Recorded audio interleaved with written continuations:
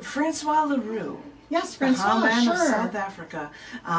I learned of him through you from Fantasia 2010, I believe. Yeah, and I think would so. do it annually, and I did a show with him in 2012.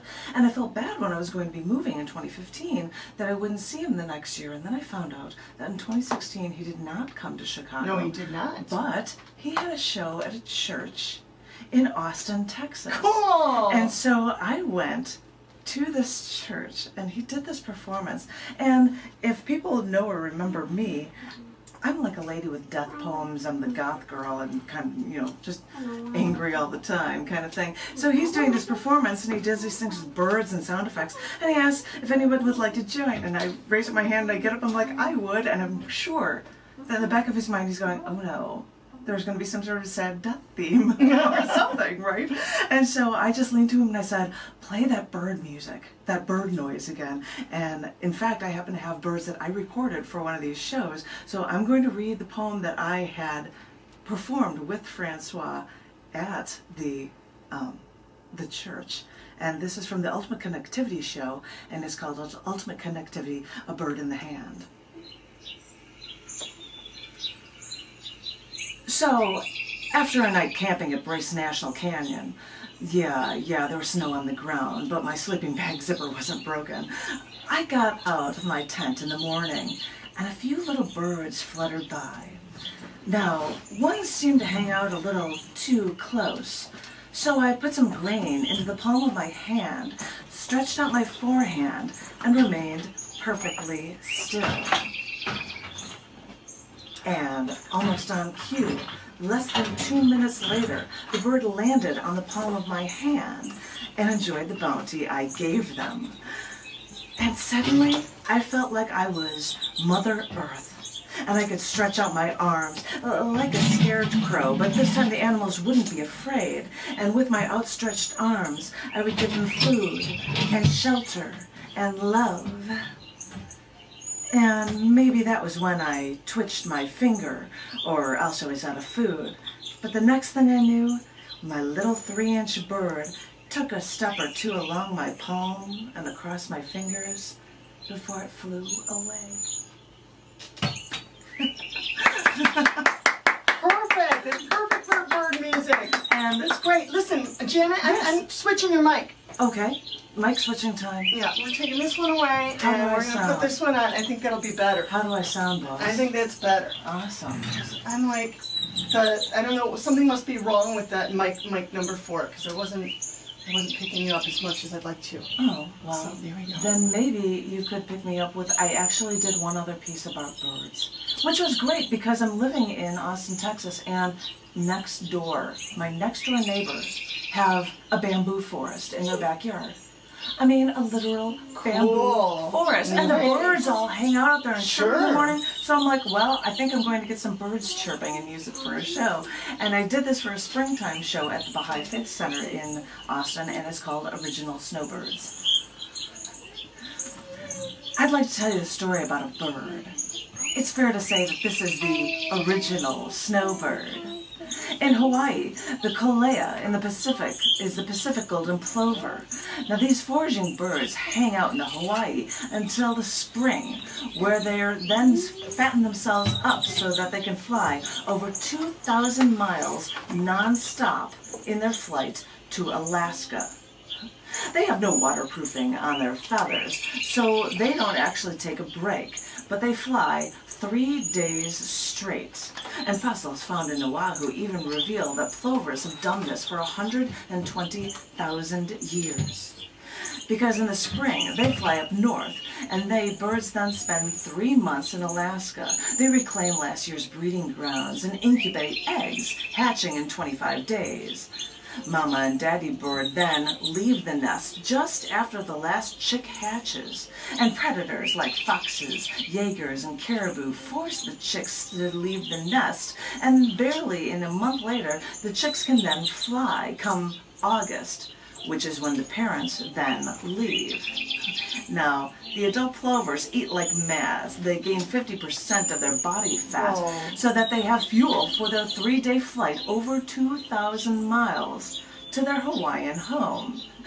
Yeah, you heard me right. Every spring, these Pacific golden plovers, after bulking up, make a 3-day non-stop flight up north and lose 50% of their body mass doing it.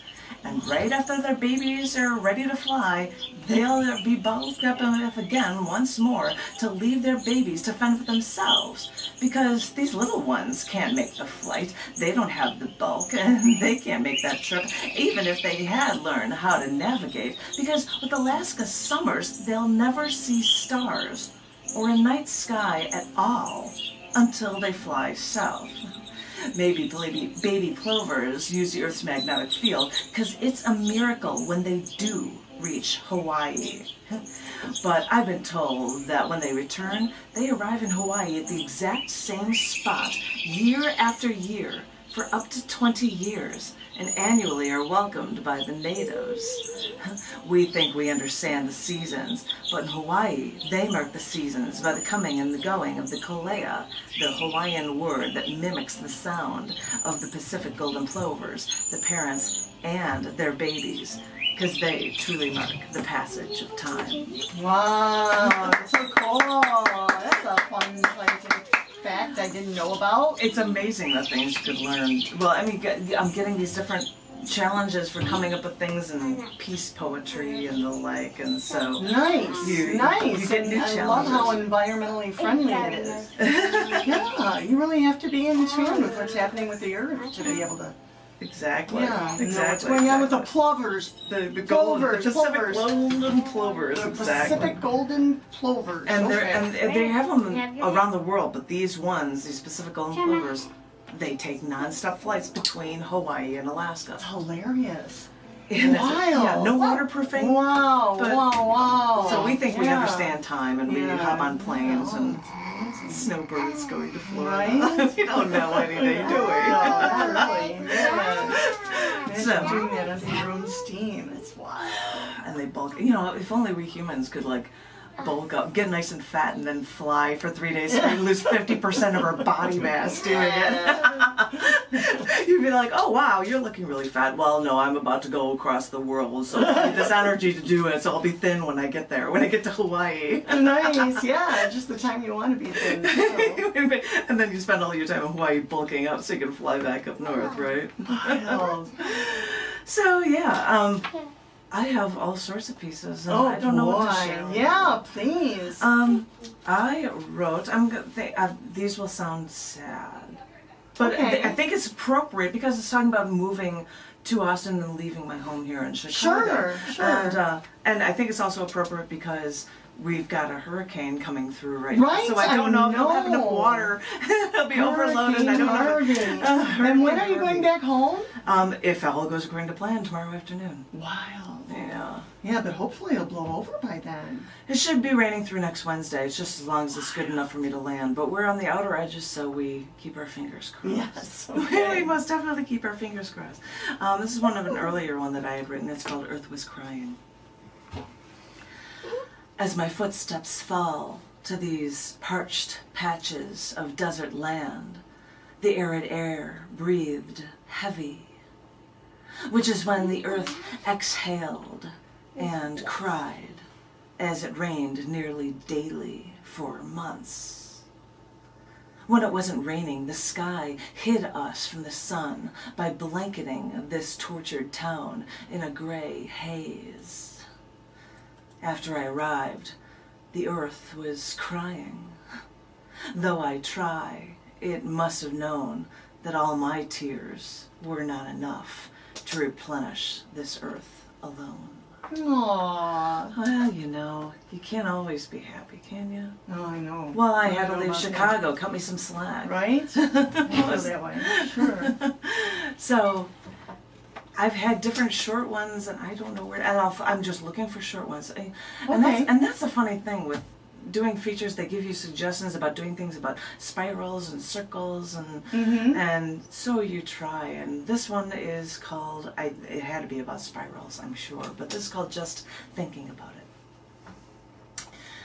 It makes me dizzy, dizzy, dizzy in my head just to think about it. The Earth is spinning on its circular axis as it's arcing through our sun, around our sun, and the entire solar system is catching a ride at the end of one of the arms of our Milky Way galaxy, riding on the edge of another massive circle. My head is spinning when I think of this spinning, because even if I think I'm sitting still, I think of how I'm hurtling through the cosmos on this cosmic circle after another, and it makes me dizzy, dizzy, dizzy in my head. Oh, yeah. Yeah. And then, and that's the thing, with being in Austin versus being in the rest of Texas, I think it's probably being in Chicago versus the rest of Illinois is a similar thing. Sure. Everything is surprisingly liberal here, and everything is surprisingly not liberal and extremely conservative everywhere else, it seems. Although in Austin, you're still going to love wanting to protect yourself with a gun and having gun rights, because and I can understand that for keeping things for protection. My husband has family that was in not only different branches of the military, but a policeman for the state police for all of their life, and my husband's a Marine, and for hunting purposes, this all completely makes sense to me. It still feels weird for me to hold a gun because I'm just so not used to it, but I could totally support the idea. So you have to step lightly when talking about things about politics or religion or guns or anything. Right. But I did this one short one called Political Merry-Go-Round. So it seems that people here think that things will change when presidents change and when parties change. But really, people will still complain because politicians never do what is best for the people, but what's best for their chances for re-election. So what else is new? You want to see change, but you don't realize that all your life you are just on a political merry-go-round. You think the scenery is changing, but you're staying in place while spinning in circles. Yeah. Isn't that the truth, man? Oh, that's so true. That's so true. Yes.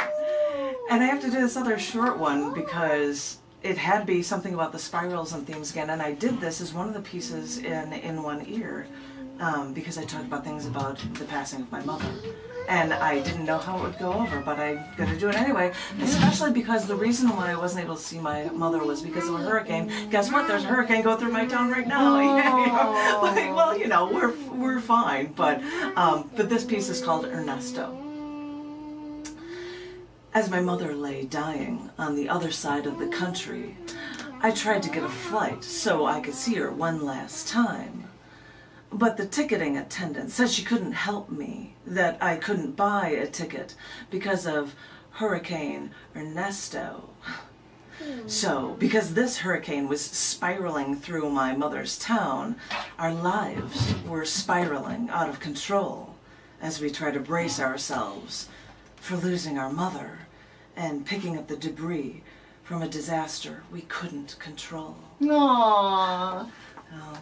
You're like, should I apply? Yeah, No, right? exactly. Like, do I apply to that? I I mean, exactly know what you mean. Trust me, I do. So,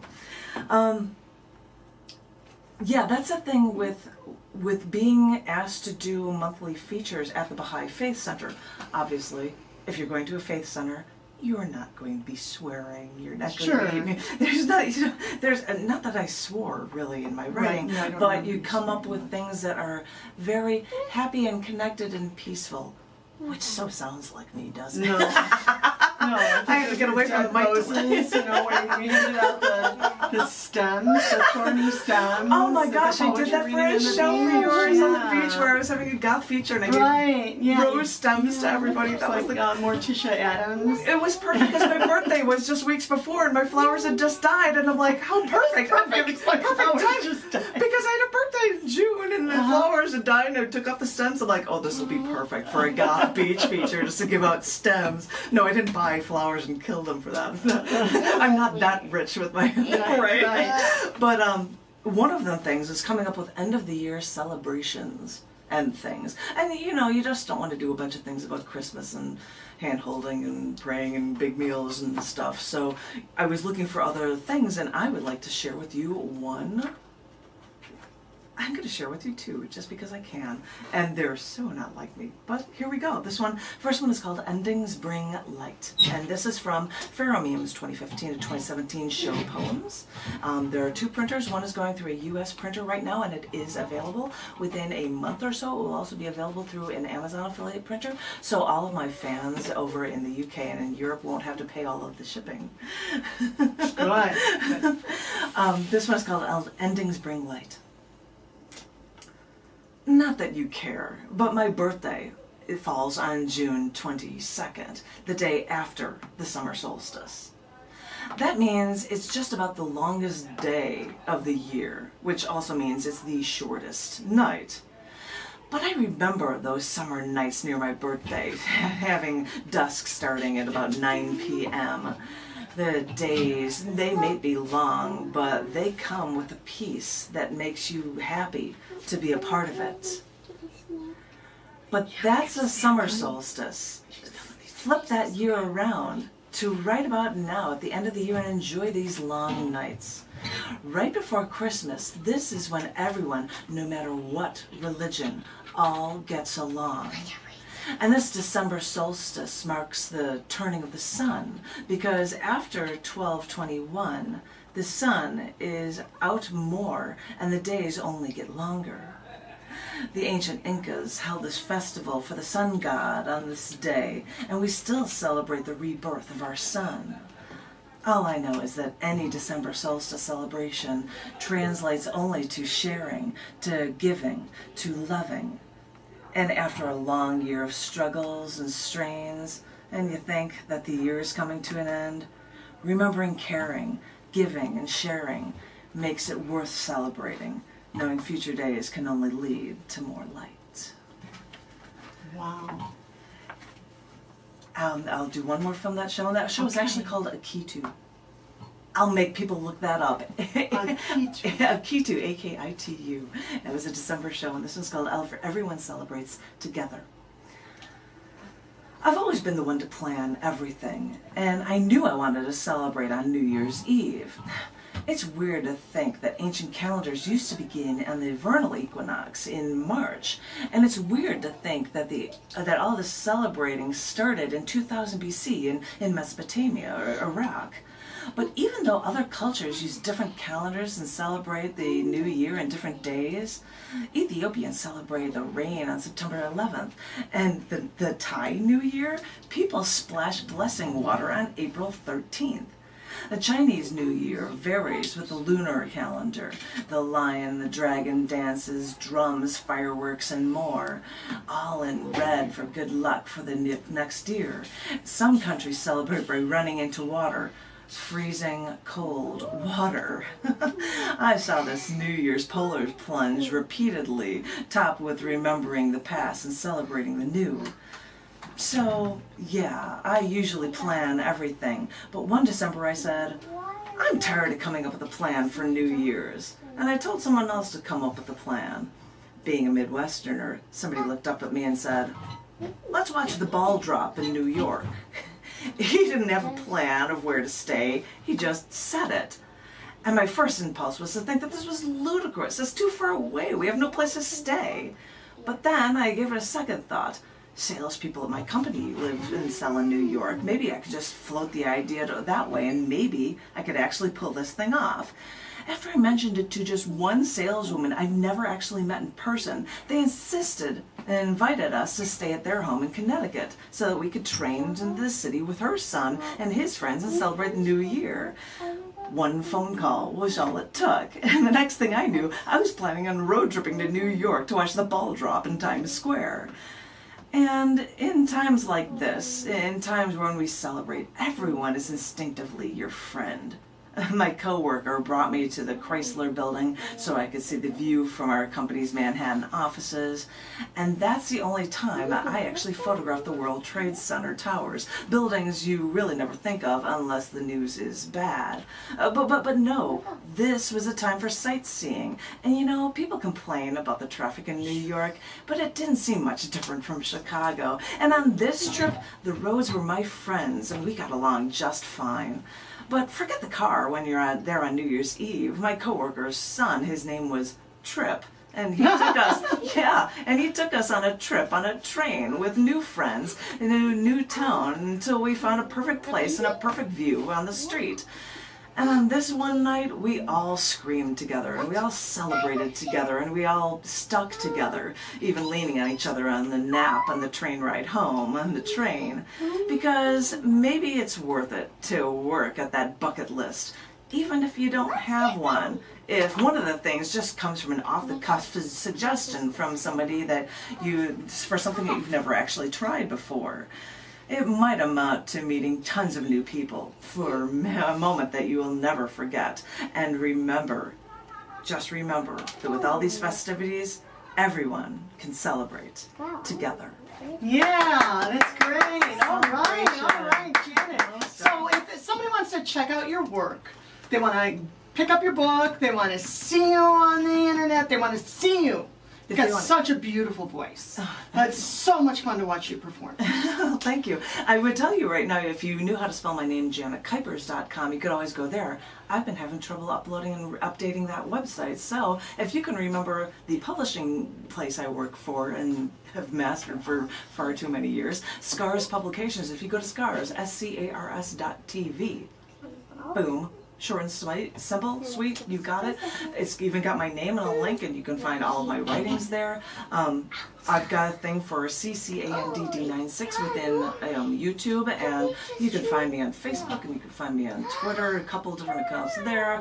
If you even look on the back of this book, I've got links for things from Instagram and Pinterest and Google+, and there's just... Holy cannoli, you are so plugged in. You are no Luddite. That's and that's what my husband would laugh at me about, because I didn't actually get a smartphone until like a month before I left here. Really? And I said, well, at least I'm going to get a 312 number. There's just no way I'm not going to have one. So I stick with that one all the time. That's so sweet. Of course.